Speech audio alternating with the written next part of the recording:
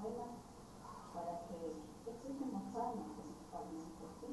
Y también pues el objetivo de nosotros siempre está porque nosotros tenemos que tratar de llevar bien nuestra vida, nuestra salud y nuestro bienestar para poder trabajar y para que tengamos algo lo económico también, ¿sí? Entonces, agradeciendo a los colegios rurales, agradeciendo a los compañeros dirigentes de la organización indígena que viven en Quito, entonces a ellos también agradecerles, a la fundación que me está también coordinando, y como soy dirigente del área de salud, me ha tocado esta semana conmigo, ¿no? Para la otra semana quizás vieran a otras compañeras que son dirigentes de los médicos, los varones que también son dirigentes de salud. Entonces así vamos a hacer una visita, no es la otra semana, pero a los colegios. Y como me acabo de decir los compañeros, pues una semana honrada a ustedes como profesionales. Estaba conversando con el compañero dirigente que nosotros vamos a hacer una pauta en un centro de salud aquí en la comunidad para que se pueda trabajar en conjunto porque es un trabajo integral. El trabajo va a ser entre la salud, los conocimientos ancestrales y también de la salud occidental que también nos apoya en el país. Estos mis compañeros les agradezco más bien bastantísimas invitaciones. Como ya llegaron, ya sigamos ahora sí a hacer chistazo para que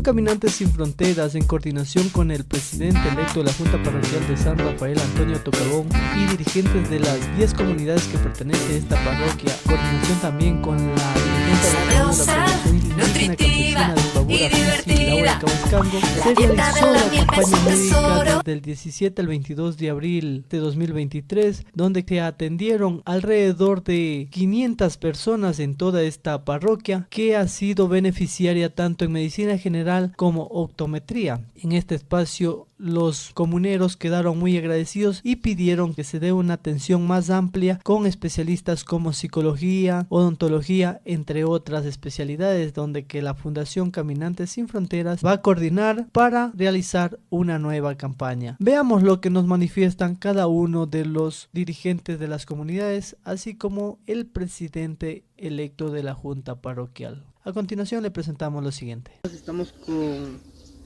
Diana Tocagón, presidente de la comunidad Tocagón de la parroquia San Rafael, Cantón Otavalo.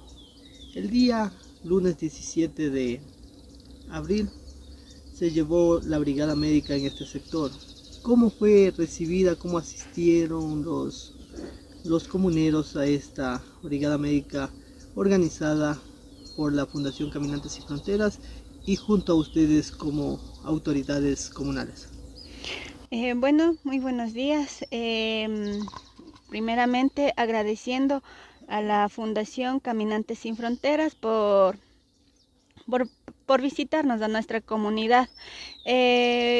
Estamos muy agradecidos, toda la comunidad de Tocagón y todo el sector de San Rafael, todas las comunidades, estamos muy agradecidos. Los doctores tienen muy buena acogida, cada uno con sus medicamentos, entonces toda la comunidad, todos los habitantes están muy agradecidos. Gracias a la doctorita también y al otro doctor que nos atendió con oftalmología, medicina general. ¿Cuántos habitantes son de la comunidad aproximadamente que estuvieron ahí presentes?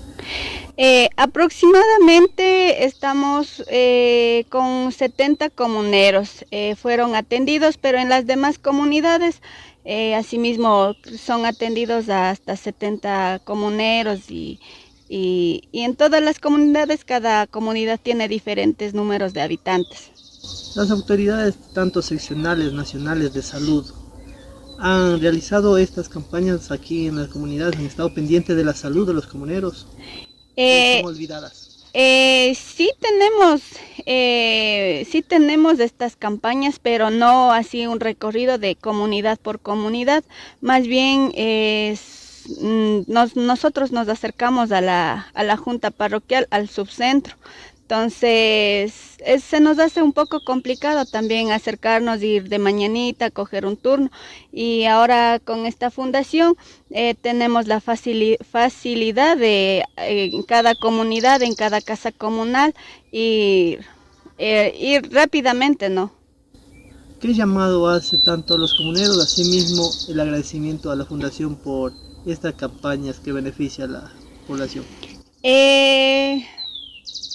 Un llamado de atención no tendría, más bien es más darle como recomendación que tengan más doctores con más especialidad, que vengan más doctores, por ejemplo, decir para niños también, porque tenemos como problemas de desnutrición en los niños. Entonces, más bien como recomendación que haya más especialidades en los doctores que vengan a las comunidades. ¿Que continúe esta campaña? Sí, que continúe con esta campaña y que nos visiten 2 veces al año, 3 veces. Sí, estamos muy agradecidos. Nos encontramos acá en la comunidad de Guaycopungo, perteneciente a la parroquia San Rafael, en donde pues se está llevando a efecto una brigada médica para atender a enfermedades, prevención sobre enfermedades de alto riesgo. Estamos acá con uno de los comuneros de acá de Guaycopungo, quien nos va a dar a conocer sobre cómo ha acogido la comunidad a esta iniciativa de traer estas brigadas médicas para que los comuneros puedan atenderse. Bueno, primeramente agradecer a la Fundación Sin Fronteras, me parece que está coordinando creo con algunas organizaciones sociales, y agradecer por ello a la visita de los médicos acá a la comunidad de Guaycopungo, porque es muy importante para poder dar atención a la población de la comunidad, muchas veces por situación económica, o a veces por la distancia, o a veces por, más que todo las mayores, por no poder movilizar, se complica en trasladar a veces a las parroquias, al centro parroquial, o a veces a Otavalo, o muchas veces tal vez toca coger turnos o estar esperando en la fila. Por muchas situaciones no pueden acercar, entonces esta vez están aquí en el territorio y veo que la gente están acercando, más que todo las personas de la tercera edad, igual las mujeres están acercando acá para hacer el chequeo, acá lo que está atendiendo los médicos. Entonces es muy importante que brinde estas atenciones en diferentes comunidades, en los sectores rurales. Muchas veces cuando está en sectores rurales se complica mucho, más que todo por las atenciones que no brindan con agilidad en los centros médicos, más que todo en la pública, no brindan atención con calidad y calidez. Por eso también la gente se decepciona y no se van. Entonces cuando vienen acá se acerca con más confianza, y por ello veo que la gente sí está llegando también para la atención médica. Usted como comunera de acá, ¿cuáles han sido las enfermedades que más han persistido entre los comuneros? Bueno, estoy notando ahora, a lo que estoy conversando con los mayores, la mayoría tiene problemas de la vista, y otras mujeres dicen que tienen problemas creo que tienen problemas de ¿cómo se llama? Infección intestinal.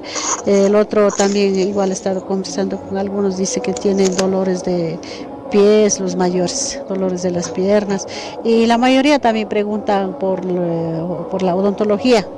Entonces eso preguntaba lo que venía, está aquí los médicos para odontología, decía, entonces yo decía que no está aquí. Entonces eso es lo que necesita también más acá. Ya. Y la red pública de salud a través de los dispensarios médicos, ¿han hecho alguna campaña de prevención a estas enfermedades? ¿Han hecho atenciones domiciliarias a la tercera edad, o es ausente ese trabajo? Me parece que sí hace la visita, pero no siempre. Y creo que es más a las personas con discapacidad lo que hacen la visita. A las personas de tercera edad parece que acuden a la parroquia, al centro parroquial para que pueda recibir la atención, pero muchos adultos mayores creo que no se acercan porque unos saben decir de que no pueden caminar, otros saben decir de que no atienden, parece que siempre buscan la atención de agilidad, la atención y calidez, entonces como que no genera esa confianza, entonces la gente como que no va cuando hay que ir allá. Y por otro lado también cuando hacen la visita parece que vienen, no siempre, sino a veces, tal vez una vez al mes creo que vienen a la comuna, pero cuando es caso especial, pero muchos dicen que no llegan, no sé, será, yo mismo no he confirmado todavía. ¿Considera usted que estas brigadas médicas se deben ir ampliando, replicando en otras comunidades, en otros sectores de acá?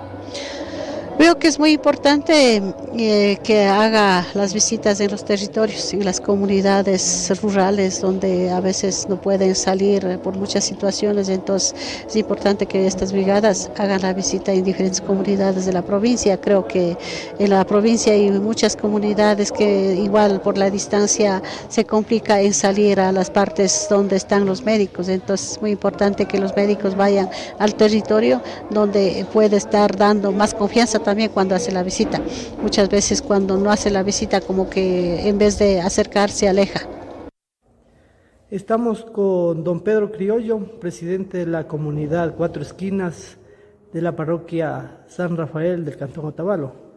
En este momento la comunidad ha sido beneficiaria mediante la Fundación Caminantes Sin Fronteras y un colectivo de médicos dando atención a los comuneros de aquí. ¿Cómo les ha ido en este día, en el transcurso de la mañana, la atención de esta brigada médica? Bueno, buenas tardes con todos. De mi parte es Caminantes Sin Fronteras, de la Fundación. Le agradezco de mi parte, ¿no? Hoy la atención estaba súper bien y la gente estaba bien agradecida, ¿no? Hoy día, de mañana hasta mediodía. Igual de tarde vamos a ver. Estamos esperando más personitas que puedan asistir para que puedan atenderse, ¿no? Esa es la respuesta de mi parte. ¿Cuál es la perspectiva de estas atenciones médicas aquí en la comunidad, a diferencia del gobierno nacional, gobiernos seccionales en temas de salud? ¿Han sido beneficiarios la comunidad en algún momento o es primera vez? Es primera vez lo que viene así completo. Pero sí saben venir, pero en incompleto. Pero ahora es la primera vez que viene incompleto. Pero de la comunidad de Cuatro Esquinas les pediríamos de favor especial de la Fundación Sin Fronteras que para el próximo encuentro que nos pueda llegar más un poquito más avanzados sobre el tipo de los jóvenes que están en situaciones que están en las drogas, en el alcohol. Entonces necesitamos psicólogos o psicólogas para que puedan atender a los jóvenes y a los mayores igual. Y odontología también, de pronto si es posible que nos puedan ayudar de esa manera también a la próxima encuentro que puedan visitar esta comunidad de Cuatro Esquinas, a zona San Rafael, provincia de Imbabura. ¿Cuántos habitantes son de aquí de la comuna? Aquí habitantes en la comunidad de Cuatro Esquinas somos casi 135 usuarios y aparte los jóvenes, los niños, no solamente usuarios, personas los vivientes que estamos aquí. Entonces esta comunidad es pequeña, pero necesitamos ayuda de esta parte también. Hay otras comunidades que son grandes. Esta comunidad de San Rafael son ocho comunidades que pertenecen a la zona San Rafael. Estas 8 comunidades necesitamos de esta ayuda que ahorita están brindando de las Caminantes Sin Fronteras. Luis Andrango, presidente de la comunidad San Miguel Bajo. ¿Qué le ha parecido en este día de la atención médica de la campaña gratuita? Bienvenida a todos los que estamos aquí en esta brigada médica gratuita. Más bien agradecerle por la presencia de esta brigada y como San Miguel Bajo estamos muy contentos. Como presidente estoy muy contento porque la gente ha respondido al llamado que hemos hecho para esta brigada médica que se está haciendo el día de hoy. ¿Cuántas personas son de las dos comunidades? Entre la comunidad de San Miguel Alto no sabría decir exactamente cuántos jefes de familia tenemos. Lo que es en San Miguel Bajo tenemos 180 jefes de familia, en la cual estamos radicados viviendo Muy buenas noches 3 con a 4 todos. familias en el mismo hogar. Bienvenidos al seminario de Por el hecho técnicas de especiales de que investigación no se puede para hacer la casita conocimiento. aparte, Este seminario constará de dos ahí partes. están Vamos a viviendo tener juntos 40 con los minutos en donde padres, la ponente los hijos que ya se hará han su casado. intervención y los 20 minutos Estamos hablando restantes se cerca destinará a de las preguntas unos correspondientes, 450. las mismas que deben estar siempre relacionadas al tema al cual se va a tratar. Para poder realizar las preguntas, se pide de favor especial, se procede a levantar la mano para de esta manera poderle activar su micrófono.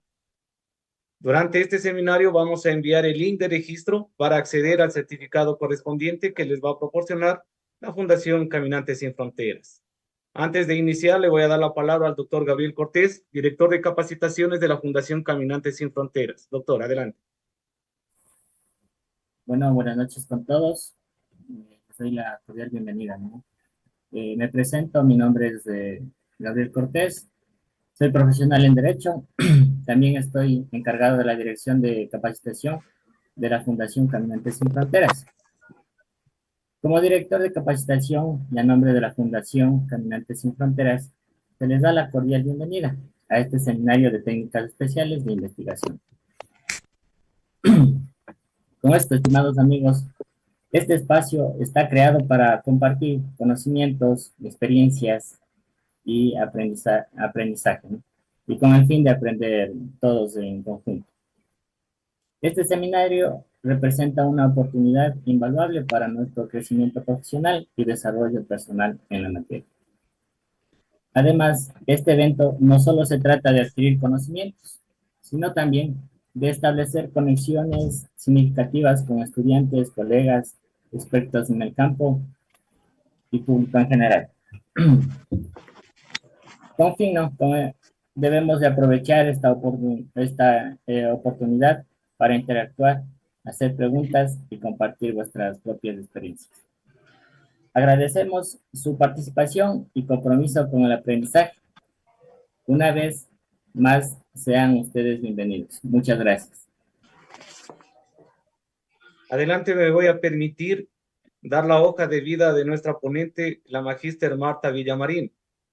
Voy a ser un poquito rápido en vista de que nuestra ponente tiene una hoja de vida bastante extensa. Voy a hacer lectura de las partes más importantes.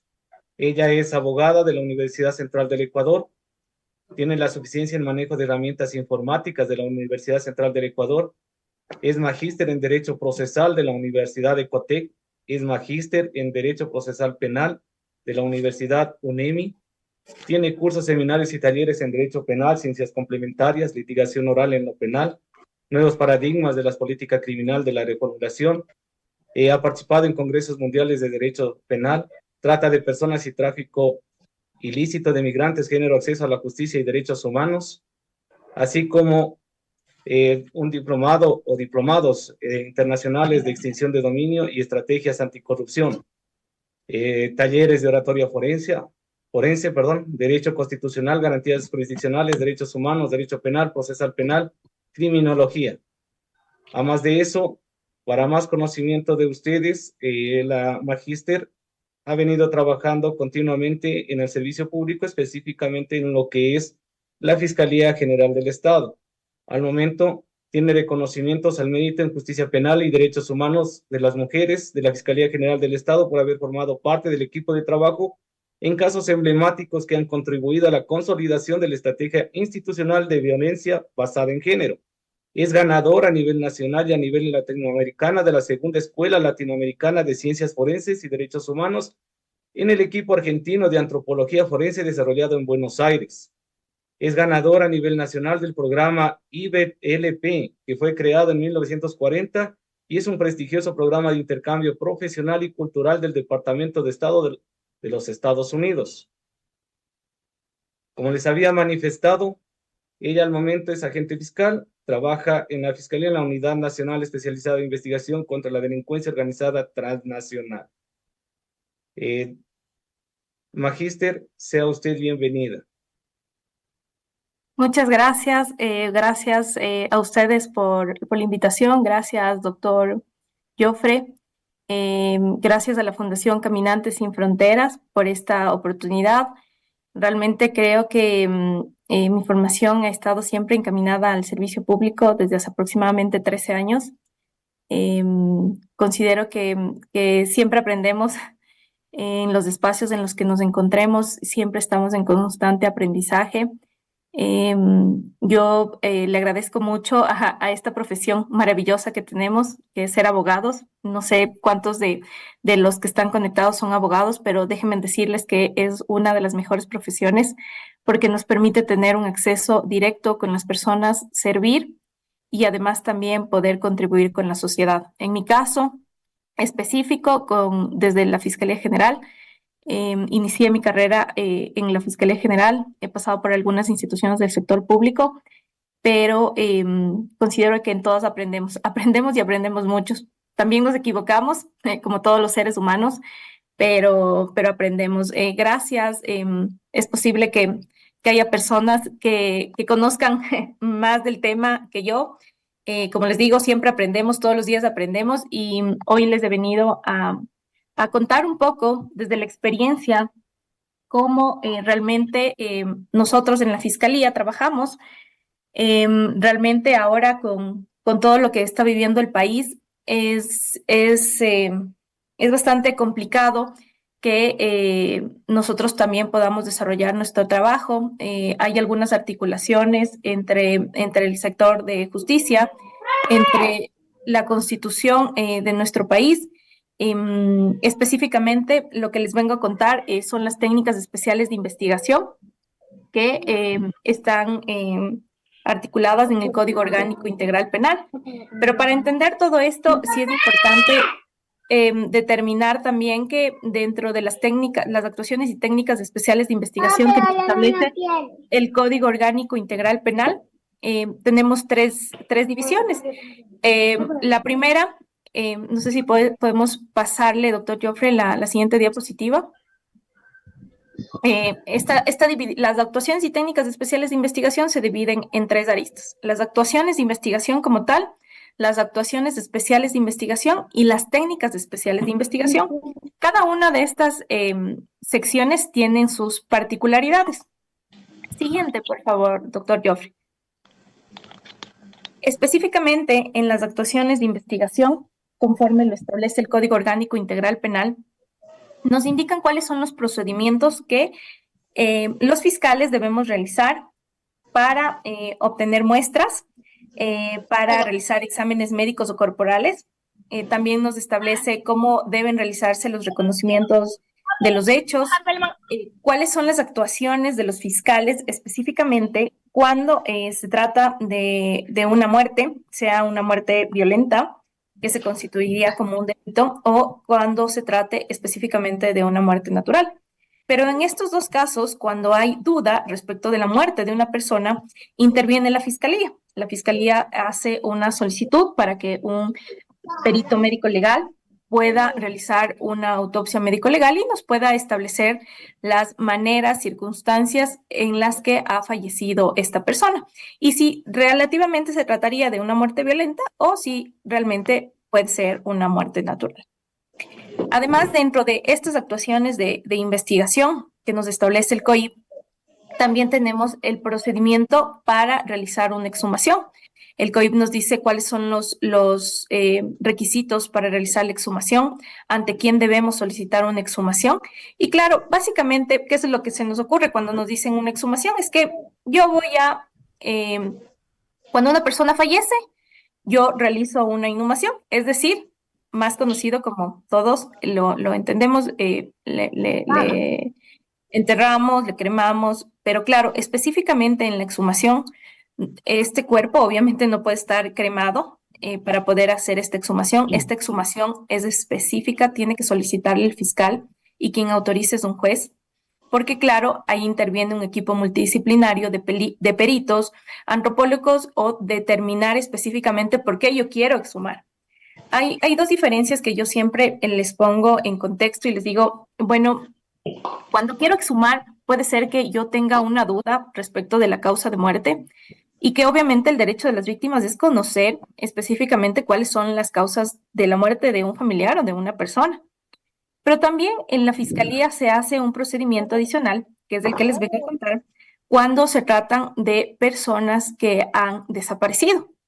Y cuando se tratan de las personas que han desaparecido y lastimosamente en el Ecuador no hay un protocolo específico o algo como más ordenado para hacer los procedimientos, por ejemplo, de antropología o los procedimientos específicos como tomas de muestras para establecer un perfil genético de la persona que ha desaparecido. Por ejemplo, les cuento que en otros países lo que existe cuando nosotros investigamos casos de personas desaparecidas es que como un tema cultural, los odontólogos sacan una muestra de odontología porque a través de la odontología sí podemos realizar una identificación de personas. Entonces, lastimosamente en el Ecuador no contamos con eso. De hecho, nuestra cultura para ir al odontólogo es como bastante inferior. Entonces, sí necesitamos para sacar un perfil genético de una persona, sí necesitamos realizar una exhumación. Entonces, no necesariamente entendemos que se trataría de una muerte violenta como tal para hacer una exhumación, sino también cuando tenemos casos de personas que han desaparecido y necesitamos también hacer un cotejamiento y primero identificar el perfil genético y luego, obviamente, poder cotejar con algunas muestras que podemos tener, como un fémur o una muestra de sangre y demás. Eso en cuanto al tema de la exhumación. Las actuaciones de investigación también nos detallan específicamente en el 464 cuáles son los parámetros específicos para realizar las actuaciones en caso de que se haya realizado una ingesta de alcohol o de sustancias catalogadas sujetas a fiscalización. En el 465 también del COIP nos establecen cuáles son los requisitos para realizar los exámenes médicos y corporales. Para esto, a raíz de la vigencia del Código Orgánico Integral Penal del 2014, se han establecido varios protocolos. Ha sido un trabajo súper fuerte en el Ecuador respecto a las pericias médico-legales, a los reconocimientos médicos legales y también se ha trabajado en un reglamento para que se estandaricen los procedimientos de los médicos legistas, de los psicólogos, de las trabajadoras sociales y de peritos químicos, para que pueda estar algo homologado. Antes del 2014 no existía ninguna homologación respecto de cómo debían actuar los peritos en estas diferentes ramas. Entonces, creo que estos avances que el Ecuador ha tenido a raíz de la vigencia del COIP son muy buenos. Ahora podemos decir que todos los peritos trabajan bajo una misma línea, bajo un mismo, por decirlo así, un formato es igual a un protocolo es igual a un formato. Entonces, todos los médicos legales a nivel nacional van a tener el mismo formato para realizar reconocimientos médicos, para hacer valoraciones psicológicas y claro, ahí ya le establecen los parámetros incluso para realizar autopsias médico-legales. El 466 también nos establece como una actuación de investigación realizar identificaciones personales. Y creo que sí, para realizar investigaciones, identificaciones personales. La Fiscalía utiliza mucho esta técnica para poder hacer identificaciones a personas que son sospechosas, por ejemplo, en los delitos de robo, en delitos, por ejemplo, que atenten contra la vida. Hay un protocolo específico que se hace a través de una cámara de Gesell, donde se puede hacer una identificación con fotografías y pueden reconocer las víctimas para que también no se exponga, obviamente, a las víctimas de estos delitos. La Fiscalía sí cuenta con una cámara de Gesell donde se hacen realmente este tipo de identificaciones personales. Siguiente, por favor, doctor Job.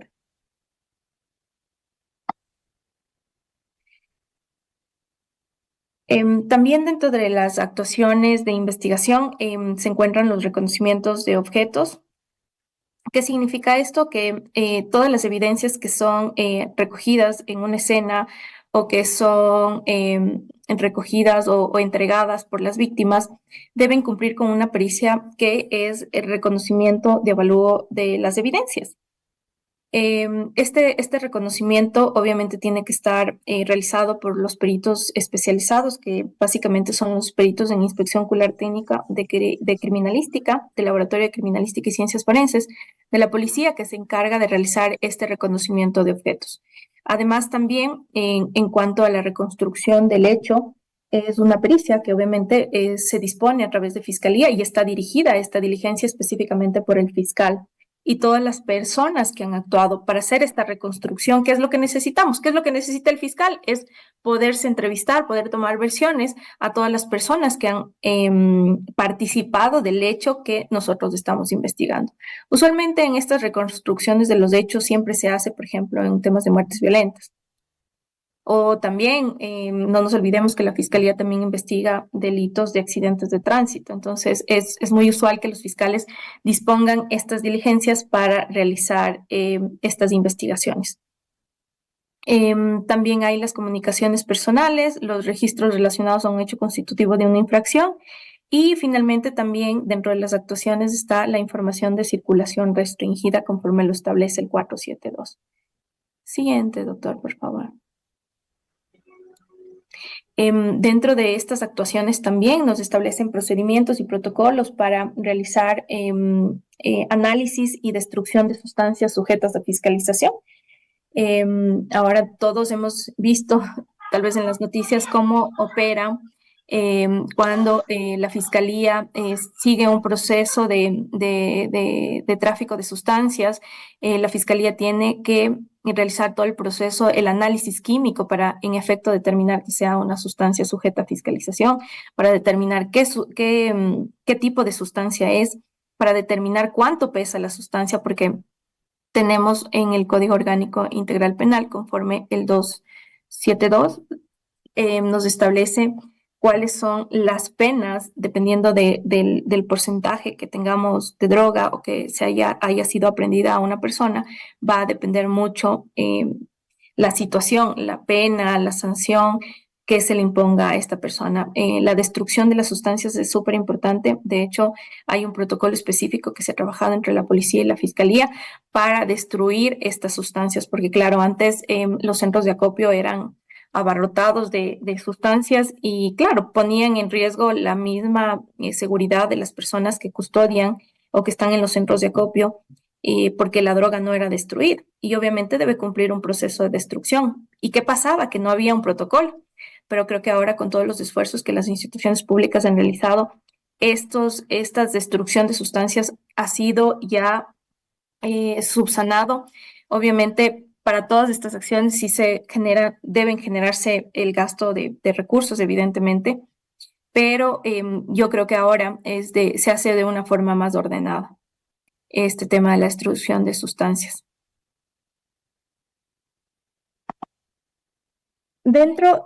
Esto es dentro de las actuaciones especiales de investigación. Es importante que antes de pasar a las actuaciones especiales de investigación, podamos analizar nosotros lo que la Constitución de la República de nuestro país nos establece. Y el artículo 3 de la Constitución de la República del Ecuador nos establece que los deberes primordiales del Estado, en su numeral 8, nos indica que como deber primordial, el Estado debe garantizar a sus habitantes el derecho a una cultura de paz, a la seguridad integral y también a vivir en una sociedad democrática y libre de corrupción. Este deber primordial del Estado considero que es el deber más importante que se debe garantizar. Cada uno de los ciudadanos ecuatorianos debemos brindar nuestro apoyo para que podamos realmente vivir en una sociedad libre de corrupción. Creo que desde ahí parten todos los problemas a los que nos enfrentamos como país.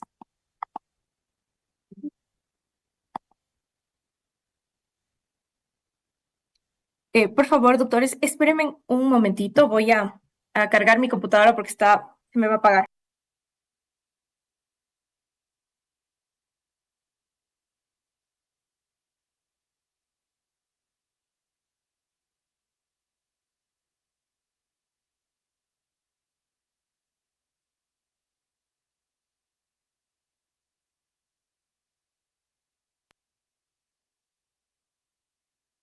he regresado. Sin embargo, también es importante, previo a intervenir en las actuaciones especiales de investigación, reconocer cuál es el artículo 66 de la Constitución, donde se reconoce y garantiza a las personas el derecho a la integridad personal, que incluye, que ya les había dicho que es uno también de los deberes primordiales del Estado, una vida libre de violencia en el ámbito público y privado. Y nos dice el artículo 66 que el Estado deberá adoptar todos los mecanismos necesarios para prevenir, eliminar y sancionar toda forma de violencia, en especial, obviamente, la ejercida contra las mujeres, niñas y adolescentes, personas adultas mayores, personas con discapacidad y contra toda persona en situación de desventaja o vulnerabilidad. Es decir, el Estado debe adoptar los mecanismos necesarios para proteger a todos los ciudadanos ecuatorianos. El artículo 69 de la Constitución es un artículo muy importante porque nos dice que el sistema procesal es un medio para para la realización de la justicia. Tenemos los mecanismos necesarios que la Constitución nos ha otorgado para poder realmente tener un sistema procesal adecuado y buscar siempre la verdad en las investigaciones que nosotros avanzamos en la Fiscalía General. Además de estos artículos que les he mencionado de manera rápida que están establecidos en la Constitución, sí es importante contarles que existe normativa internacional que también ha logrado fortalecer las investigaciones, ha logrado fortalecer la actuación de los fiscales para luchar contra el crimen organizado, para luchar contra la delincuencia organizada. Creo que los avances que el Ecuador ha tenido en esta materia en los últimos años ha sido muy buena. Vemos también que el Estado necesita adoptar otras garantías o otros mecanismos para luchar contra el crimen organizado. Siguiente, doctor. Como les he puesto algo breve para indicarles que el Ecuador trabaja mucho y ha trabajado bajo las directrices de la Convención de las Naciones Unidas contra el tráfico ilícito de sustancias de estupefacientes y sustancias psicotrópicas. Está adherido también a la Convención de las Naciones Unidas contra la Delincuencia Organizada Transnacional. Está adherida también a la Convención Interamericana sobre Asistencia Mutua en Materia Penal. Estos tratados y convenios internacionales en los que el Ecuador es parte son muy importantes para el Ecuador, al menos en estos momentos en los que vivimos una crisis que realmente nos obliga a los ciudadanos o más a los ciudadanos que estamos al frente de las instituciones o estamos al frente de estas investigaciones a poder entender también la metodología del trabajo de las organizaciones como tal para delinquir en nuestro país. Bajo estas premisas, acordémonos también que en el Ecuador se han creado la unidad de garantías penales para trabajar en contra del crimen organizado y de la delincuencia crimen organizado y delincuencia organizada. Además, también el Ecuador es parte de la Convención contra el Tráfico Ilícito de Sustancias estupefacientes y sustancias psicotrópicas. ¿Qué es lo que promueve esta convención específicamente? Es que los estados que forman parte de esta convención puedan trabajar de manera articulada, podamos tener asistencia judicial recíproca, tener una cooperación internacional y también poder detallar los mecanismos de las entregas vigiladas o las entregas controladas, que en los últimos años la cooperación entre los estados o al menos Ecuador ha sido muy grande con diferentes países para luchar contra el tráfico ilícito de sustancias estupefacientes y sustancias psicotrópicas. Además, también la Convención de Palermo ¿Qué es lo que nos indica en función de luchar contra la delincuencia transnacional? Es que ya empiezan a establecer los parámetros específicos para realizar vigilancias electrónicas, para realizar operaciones encubiertas y para que las técnicas especiales de investigación puedan desarrollarse mejor en los países que obviamente no tenemos la experiencia que otros países, como Colombia, por ejemplo, que han vivido estos temas de crimen organizado o delincuencia organizada muchos años atrás. Creo que esa es una de las... nosotros tenemos a un país como muy cercano a nosotros, que de todas las experiencias que Colombia pueda tener, sí es importante, como siempre dicen, ¿no? Es importante aprender también de los errores de los demás. Entonces, ahora los contextos, no digo que son iguales, pero hay algunas similitudes que tenemos con Colombia. Colombia nos lleva como 10 o 15 años en estos temas, pero creo que nosotros debemos nutrirnos de los países que ya han vivido estas experiencias mucho antes. Como les refería y les indicaba, el artículo 66 de la Constitución también reconoce el derecho a la inviolabilidad y al secreto de la correspondencia física.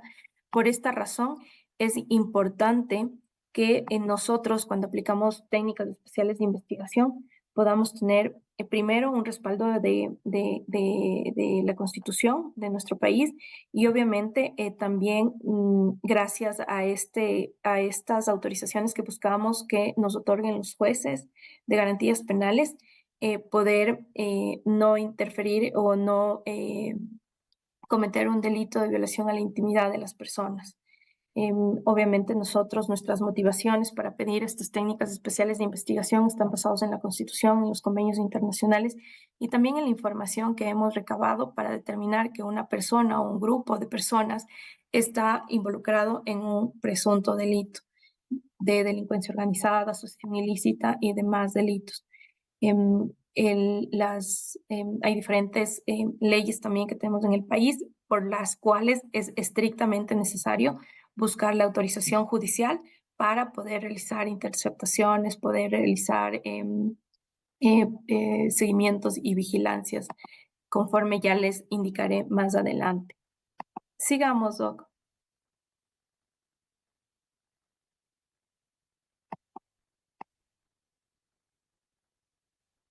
Dentro de las actuaciones de investigación están las interceptaciones de las comunicaciones o datos informáticos que les había indicado.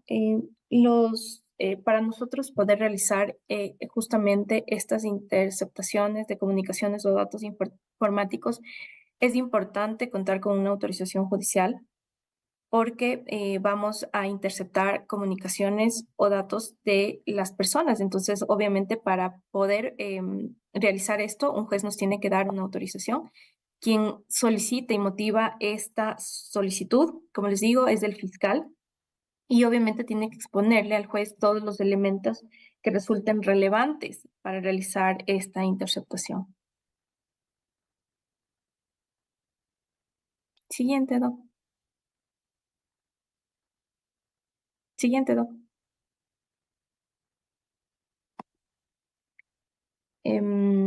Para que nosotros podamos operar justamente con el tema de las interceptaciones de comunicaciones, la Fiscalía ha creado una resolución que es la 61 del 2015, donde básicamente ya creamos un protocolo de actuación para poder realizar las interceptaciones de las comunicaciones.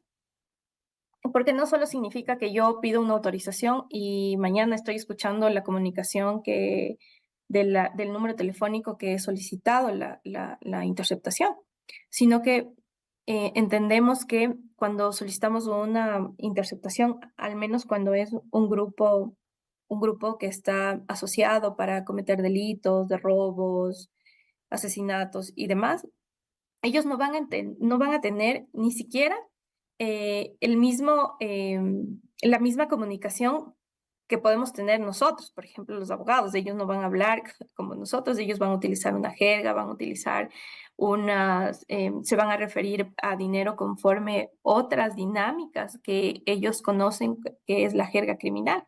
Entonces, justamente para eso, la Fiscalía General ha creado un protocolo para establecer una directriz clara de cómo los fiscales vamos a solicitar las interceptaciones y cómo los jueces, una vez que ya los jueces nos autoricen las interceptaciones, cómo nosotros vamos ya a operativizar esto ya en la práctica, ¿no? Entonces, para eso la Fiscalía ha creado diferentes reglamentos, un reglamento que es para interceptación de comunicaciones o datos informáticos, ha creado un manual para justamente de procedimientos para la interceptación de comunicaciones, ha creado también un manual de cargo y función de las personas que se encuentran en el subsistema de interceptaciones de comunicaciones o datos informáticos. Ha creado también un instructivo de técnicas de registro de la información generada en el subsistema y también ha generado un instructivo para la entrega de información. Es decir, que este instructivo nos indica cómo va a ser entregada la información cuando se tenga información relevante. Ejemplo, en las interceptaciones que nosotros hemos tenido es que, por ejemplo, estamos interceptando un número y resulta que se va a cometer un delito. Entonces, cómo el analista que está a cargo de esa línea telefónica tiene que informar inmediatamente al analista de caso de la investigación por la cual se solicitó esta interceptación y evidentemente comunicarle al fiscal del caso la información que ha sido relevante. Dentro de estos procesos y dentro de estos manuales, les puedo contar que dentro de estos reglamentos y estos mecanismos, estos instrumentos que la Fiscalía ha creado para la interceptación de comunicaciones, están apertura, obviamente necesitamos tener una investigación en la cual debemos solicitar. Se genera la necesidad para solicitarle al juez la interceptación. El fiscal solicita al juez, el juez otorga la interceptación. Una vez que se otorga la interceptación, el fiscal tiene que realizar un formulario con firmas de responsabilidad del agente investigador y del fiscal, indicándoles que ya se cuenta con la autorización judicial para que los agentes investigadores puedan entregar este documento en la sala de interceptaciones y a su vez, obviamente, poder iniciar con la interceptación, llenar unos formularios. Todo esto es un procedimiento que se ha creado en función de tener más orden en las interceptaciones de comunicaciones.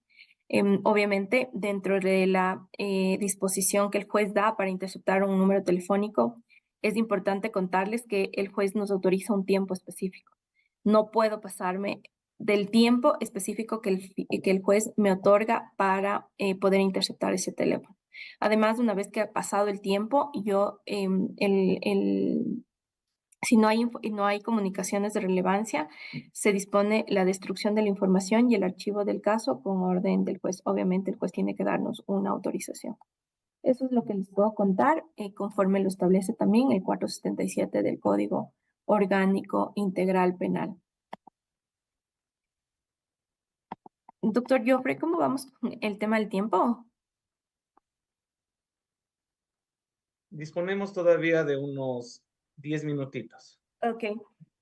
Podemos pasar a la siguiente diapositiva, que es lo que ya les he contado, todas el procedimiento que tenemos para poder realizar una interceptación, que debe ser solicitado por el fiscal y dispuesto por el juez. Permítame, Joffre.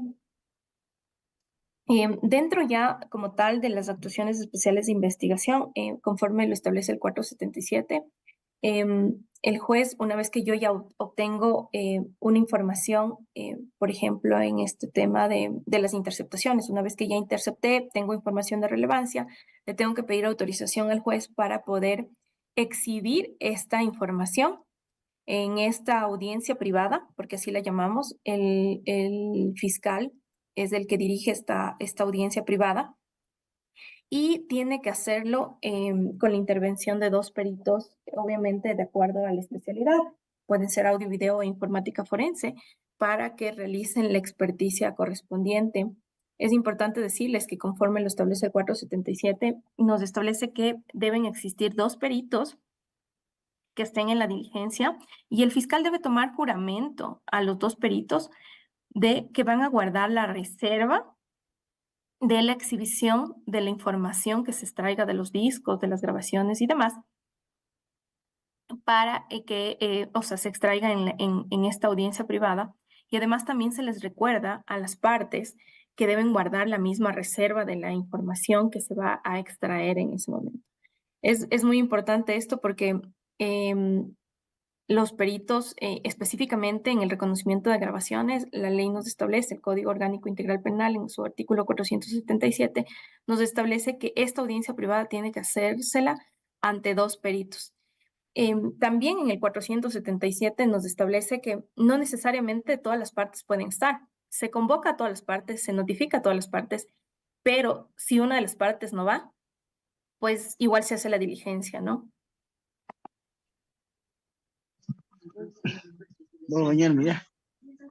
Respecto también de de las actuaciones especiales de investigación, tenemos los registros y las órdenes de allanamiento. Conforme lo establece el 480, la orden de allanamiento nos dice que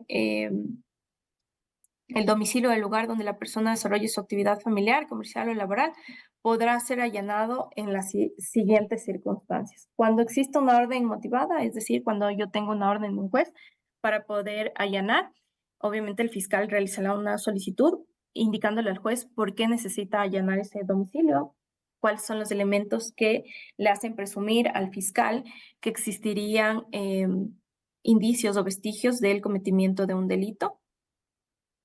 Nos dice además que esta orden de allanamiento también puede,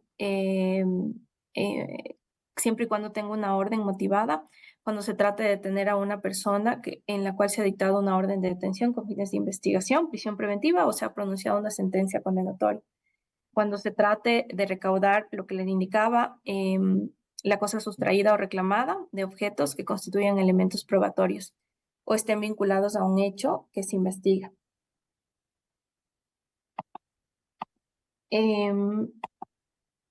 También en los allanamientos, ¿cuándo puedo yo allanar un inmueble? La ley sí nos establece, el Código Orgánico sí nos establece y nos dice que cuando obviamente estemos frente a un delito flagrante, cuando se trate de impedir la consumación de una infracción o cuando se busque socorrer a víctimas de algún accidente o cuando la vida está en peligro, en los casos de violencia contra las mujeres o miembros del núcleo familiar, cuando deba recuperarse a una víctima, a una persona que esté agredida y cuando el agresor se encuentre armado. Les recuerdo que en estos casos no necesitamos tener una orden de un juez para poder allanar un inmueble o para que la policía pueda ingresar. Y obviamente cuando se traten de situaciones de emergencia como incendios, explosivos, inundaciones, yo puedo entrar a un domicilio sin tener una orden judicial. Siguiente, por favor, Joffrey.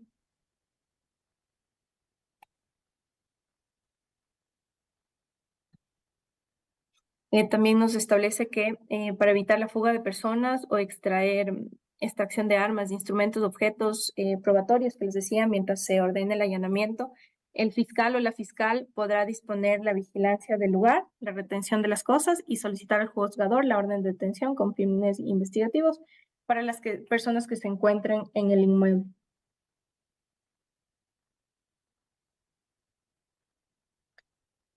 Bueno, ya les había indicado cuando necesitamos tener una orden de un juez competente para poder allanar. Cuando vamos a allanar un inmueble, debemos tener una orden por escrito en la que se deben señalar los motivos que determinen el registro, las diligencias que se van a practicar, la dirección exacta del inmueble que vamos a allanar, los lugares específicos donde se ejecuta el allanamiento. Eso debe constar específicamente en la orden del juez que nos otorga este allanamiento. Excepcionalmente, el Código Orgánico Integral Penal nos dice que en casos de urgencia, el fiscal sí puede solicitar esta orden verbalmente y el juez por cualquier medio puede dejar constancia de aquello. puede autorizarnos un allanamiento de forma verbal, pero son eventos como no muy comunes. En realidad, cuando vamos a un allanamiento siempre tenemos la orden del juez por escrito, y cuando vamos a allanar un inmueble, sí es necesario comunicarles a las personas que están ahí, o más aún cuando vamos a detener a una persona, allanamos y detenemos a una persona. Nuestra legislación nos dice que debemos explicarles las razones por las cuales estamos en ese domicilio, las razones por las cuales, cuál es el tipo de investigación que se ha desarrollado y cuáles son los motivos de su detención. Es muy importante tener claridad absoluta de estos procedimientos. Siguiente. Doctorita, hemos cumplido con el tiempo de lo que es la ponencia para proceder a pasar a la sección de lo que es las preguntas, para lo cual se ruega de manera especial a las personas que están aquí interviniendo o que están participando, por favor, levantar la mano para poder realizar la pregunta correspondiente. Y solo un poco, esta parte súper rápida, que sí sería importante como terminarla, porque en realidad son las técnicas especiales de investigación que nos establece el código. No sé si me pueden regalar 5 minutos. Sí, doctorita. Ya, muchas gracias, Doc. Es importante contarles que en nuestro Código Orgánico Integral Penal existen las técnicas especiales de investigación. Nos han detallado específicamente, por ejemplo, las operaciones encubiertas, las entregas vigiladas o controladas, la remisión de elementos probatorios, la cooperación eficaz, la asistencia judicial recíproca. Decirles que dentro de estas técnicas especiales de investigación en el Ecuador todavía no se han desarrollado las operaciones encubiertas, pero considero que en nuestro país, conforme venimos atravesando las últimas semanas, creo que es importante que se empiecen a desarrollar estas operaciones encubiertas para poder desarticular organizaciones macro. Las entregas vigiladas o controladas, el Ecuador es parte de los países en las que hacen esta cooperación internacional o esta asistencia judicial para realizar entregas vigiladas o controladas, que al final terminan siendo elementos probatorios en investigaciones de otros países como Perú, Colombia, Panamá. Nosotros sí tenemos esta conexión, solo decirles que la Fiscalía ha hecho muchos esfuerzos y ha creado una unidad, la Unidad Nacional, que es UNIDOT, justamente para, para poder investigar este tipo de delitos y para poder colaborar y estar en consonancia con los convenios internacionales para luchar contra la delincuencia organizada. Hay la asistencia judicial recíproca también, la asistencia judicial en los últimos años, las asistencias penales en los últimos años han sido muy buenas, han sido cooperaciones entre los países, entre diferentes países que han logrado desarticular algunas organizaciones aquí en el Ecuador y han logrado también desarticular muchos casos de corrupción. Qué pena que por el tiempo no podamos, obviamente, poderles contar más de todo lo que hacemos. Creo que si tenemos una próxima oportunidad para contarles, sería mucho mejor y poder como continuar con este tema. Realmente este es un tema súper amplio que en el tiempo que tenemos no lo vamos a poder explicar, pero espero que haya sido de su interés y que cualquier cosa que ustedes necesiten, si tenemos aquí alumnos que nos están escuchando, entonces estamos a las órdenes. Creo que el poder contribuir con el país es lo mejor que nos brinda nuestra profesión. Gracias, doctor Joffrey. Muchísimas gracias, doctorita. Vamos a abrir la rueda de preguntas. Por favor, las personas que tengan alguna inquietud acerca del tema planteado por la doctorita, por favor, levantar la mano para proceder a activar el micrófono.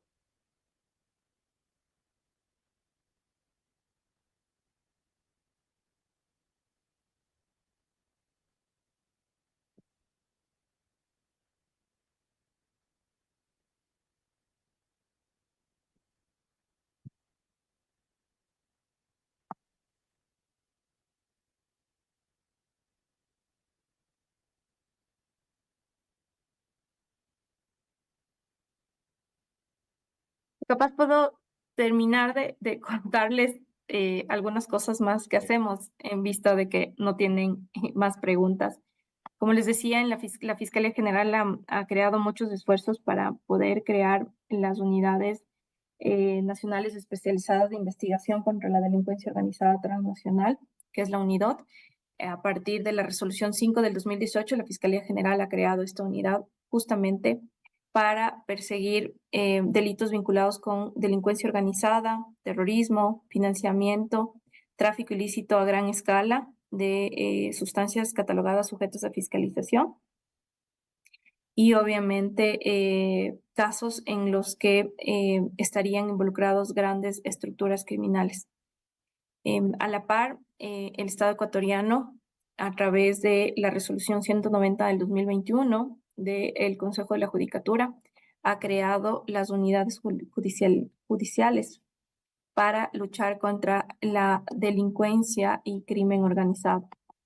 Creo que estos son los avances muy grandes que ha tenido el Ecuador, porque ya entendemos que los contextos de delincuencia común que vivíamos antes ya no son los mismos y necesitamos crear y reunir muchas fuerzas a nivel nacional de todas las instituciones del Estado que estamos en el sector justicia, las instituciones policiales, poder generar todos los recursos posibles, no solo económicos, sino todos los recursos técnicos jurídicos para poder enfrentar lo que ahora vive el Ecuador. Sí es importante, como les decía, las entregas vigiladas o controladas, que obviamente solo, les cuento que solo puede, de acuerdo a la resolución 44 del 2022, estas investigaciones que se llevan para realizar entregas controladas o vigiladas que son solicitadas por otros países, solo las pueden realizar las unidades unidades nacionales especializadas de investigación contra la delincuencia organizada transnacional. No hay ninguna otra unidad a nivel nacional que lo pueda hacer, solo están facultados para hacerlos esos fiscales específicos. Entonces, ustedes entenderán la labor grande que hace realmente la Fiscalía en función de poder procesar este tipo de delitos. Eso es lo que les puedo contar. No sé, doctor, si tiene alguna pregunta, alguna inquietud, si Sí, necesitan doctorita, algo. tenemos Tal una vez. pregunta. Ujú. Bueno, primero démosle la palabra a la persona que tiene, al señor Giovanni Ábalos, que tiene levantado la mano. Por favor, active su micrófono, doctor. ¿Cómo está, doctor y doctora? Buenas noches. Primero me gustaría felicitar a la doctora por una excelente ponencia. Sin embargo, quizás me aparto un poquito del tema, sin embargo, me gustaría hacer una pregunta. Bueno, soy estudiante de Derecho y bueno, dentro de las versiones que se rinden frente a Fiscalía, independientemente del delito que se haya cometido, la persona que viene a rendir versión comparece con su abogado defensor. Bueno, yo he visto que en algunos casos quien califica o increpa las preguntas que se realiza, en este caso al versionante, pues es la propia fiscalía. A mi criterio, pues pareciera que de alguna manera se actúa con un poco de arbitrariedad, porque quien recepta la versión es la fiscalía y quien califica las preguntas que pueden realizar o las objetan, en este caso, pues viene siendo fiscalía. No sé si de alguna manera pudiera, en este caso, Fiscalía General del Estado, pues poder normar esto. A mi criterio, pienso que se comete un poco de arbitrariedad. Sin embargo, me gustaría saber el criterio de la doctora. Doctor, ¿por parte de quién? No le logré entender su pregunta. O sea, usted nos indica que la fiscalía es la que califica las preguntas. Sí, doc. Bueno, yo soy estudiante. Yo he Ok. visto, he podido comparecer algunas versiones. Ujú. Entonces, en ese caso, comparece, digamos, la persona que está siendo procesada con su abogado defensor. Y por el otro lado está el abogado de la víctima. Y en este caso, cuando el abogado de la víctima o realiza las preguntas, en este caso al versionante, la contraparte objeta. Y en este caso, pues quien califica la objeción o califica las preguntas viene siendo el propio fiscal. Entonces, me pareciera que aquí hay como una especie de arbitrariedad. A mi criterio, no sé cuál sería su postura, doc. En lo principal, yo considero que, Obviamente, la Fiscalía, si es una versión libre y voluntaria, la Fiscalía está en dirección de esa diligencia como tal. Pero no nos olvidemos que las personas que están siendo procesadas tienen dos derechos básicos, que no nos podemos olvidar nunca. El primero, que es estar asistido por un abogado de su confianza, un abogado defensor. Y la segunda es que tiene el derecho a acogerse al derecho constitucional, valga la redundancia, al silencio. Entonces, estos derechos están garantizados sí o sí. En teoría, que considero que las preguntas que la Fiscalía realiza, obviamente son a través de, o sea, a través del fiscal que se realizan estas preguntas, más allá de que las preguntas haga el abogado de la víctima o el mismo abogado, porque tenemos casos en los que el mismo abogado defensor hace preguntas en la versión de su cliente. Sí, es un poco como controversial. Hay criterios ya divididos en función de los jueces, porque ellos dicen, bueno, eh, en la etapa procesal en la que se encuentran, primero no están rindiendo un testimonio. Entonces, quien califica estas preguntas en realidad debe ser el juez, no es el fiscal. Y lo que la fiscalía quiere al final es conocer la verdad de lo que ha sucedido y en función de esa verdad poder tomar una decisión, porque no está bien que fiscalía acuse a una persona que es inocente. Entonces yo siempre digo, el procesado tiene la oportunidad de defenderse y de dar elementos que realmente le sirvan a la fiscalía para poder llegar a conocer la verdad. Entonces, pero también el procesado tiene el derecho de no hablar. Entonces, más allá de quién objete o no las preguntas, sí es importante conocer la verdad y son diligencias y diligencias en las que con las que uno se encuentra. Sí, o sea, el fiscal, en algunos casos, hay algunos fiscales por ejemplo, califican las preguntas, obviamente que no sean sugestivas y demás, pero en realidad esta es una labor del juez, pero ya en la etapa procesal que corresponde, que sería la audiencia de juzgamiento.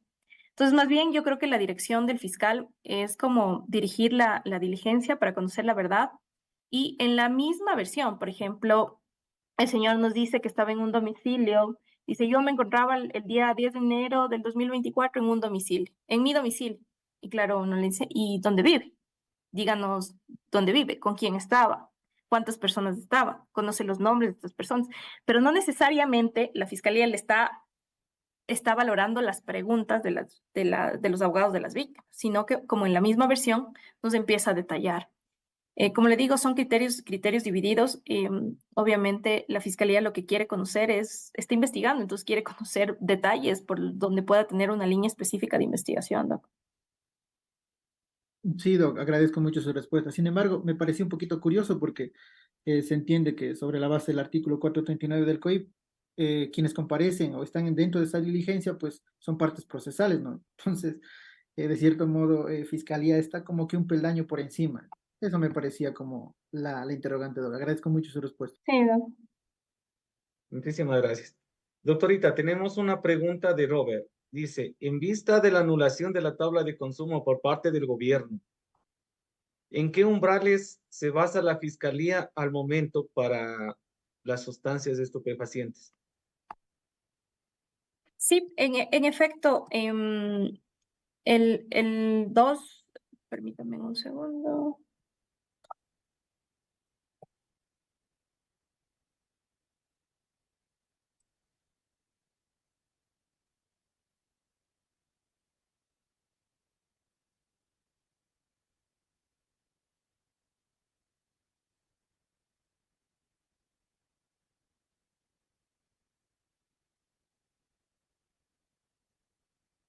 En el Código Orgánico Integral Penal, permítame, estoy solo buscando el artículo. En el artículo 220 del Código Orgánico Integral Penal,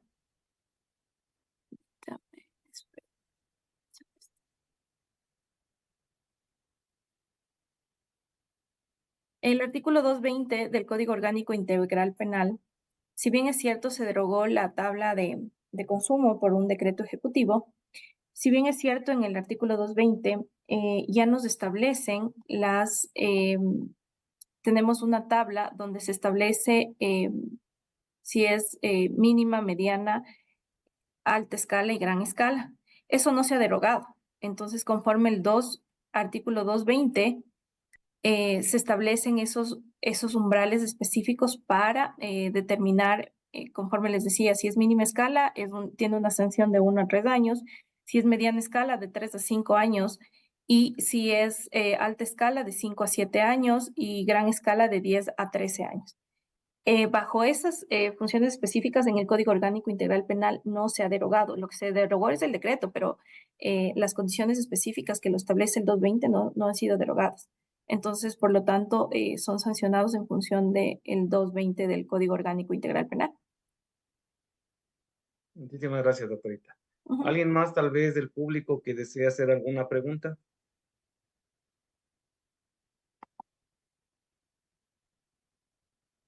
Bueno, en vista de que no hay más preguntas, la Fundación Caminantes Sin Fronteras, estimada doctorita, le agradece por tan excelente ponencia. Adicional, Gracias, agradece a doctor. cada una de las personas que se encuentran aquí presentes por habernos acompañado. Para nosotros será un placer, doctorita, tenerle siempre aquí, especialmente por su sentido de colaboración, espíritu muy grande de ayudar y solidaridad justamente para la gente que más necesita. Siempre le hemos tenido y siempre nos ha colaborado, entonces estamos demasiado agradecidos. Estoy Así a las que órdenes para cuando lo necesiten. Realmente el tema es muy corto, los temas son súper amplios, pero dependiendo también del público a quien se dirija, podemos hacer algo como más entretenido para que podamos aprender mejor. le tomamos la palabra, doctorita, y estaremos pendientes para una próxima oportunidad, justamente para que esta comunidad que se está creando este momento poder seguir compartiendo de sus conocimientos y aprendiendo cada día más acerca de lo que es la normativa legal de nuestro país. Muchas gracias, gracias doctores, gracias a la Fundación también Caminantes Sin Frontera. Sean ustedes que tengan una buena noche, descansen y se les Gracias. agradece.